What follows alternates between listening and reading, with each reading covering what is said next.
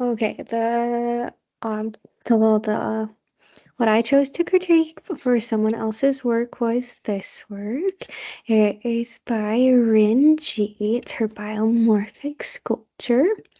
And this sculpture is made from like lightweight foam.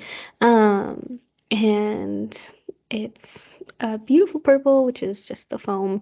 And the form is very abstract and organic, and it's got lots of like smooth bulges and soft indentations. It's mounted on a base, the same material and color, supported by two dowels, which give it like an elevated floating appearance, which I really like.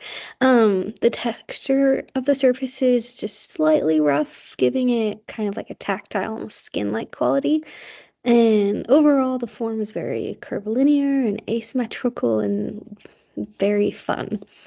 Formally, the piece relies on abstracted, rounded shapes that give a sense of soft pressure, kind of like bodily presence.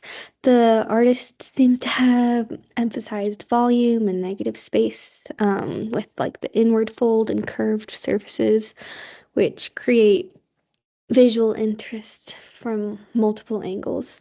The monochromatic color scheme kind of keeps the viewer's focus on the shape and texture rather than like the color.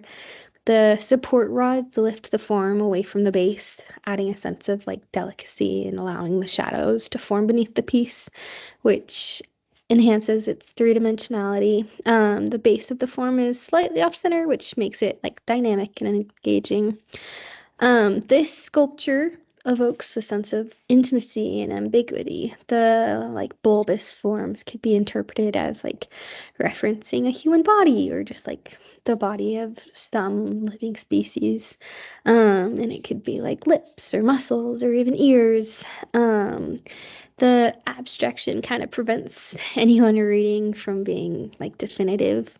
Um, and then exploring like the themes of identity and physicality or emotion in abstract form.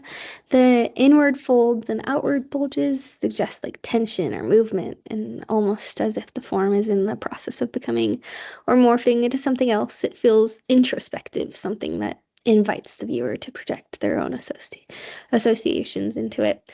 This sculpture is very conceptually and formally strong. The abstraction allows for multiple readings, which gives it longevity as a piece of art. It's not something that can be fully understood at a glance.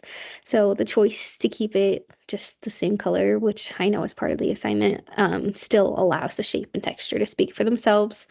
And the matte surface avoids any distractions that a glossy finish might create.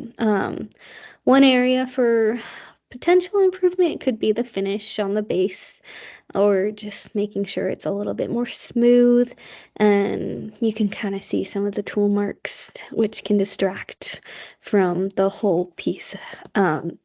However, I also kind of like the roughness. It can be intentional, and kind of adds like an element of grounded imperfection to the otherwise surreal form overall. It's a successful exploration of organic abstraction, bodily presence, and emotional ambiguity. So she did a really great job.